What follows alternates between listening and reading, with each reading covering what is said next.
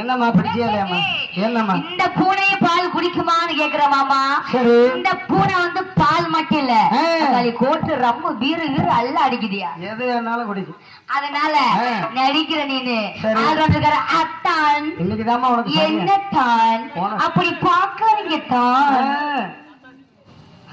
அத்தாச்சுன்னா முகரை உடைச்சு போடுவேன். ஒழுங்க மரியாதை என்ன ஒழுக்கமா கூப்பிட கத்துக்க. கட்டா அப்புறம் காணா போயிரும்.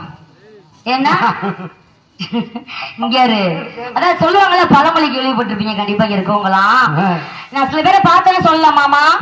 ஊமை ஊரை கெடுக்குமா, தக்காளி பெருச்சாலி வீட்டை கெடுக்குமா.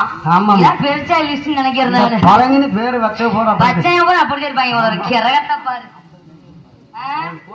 தம்பி, உன் நினப்பு அவ்வளவுதானாச்சு விடு, உனக்கு என்ன தெரியும். அதனால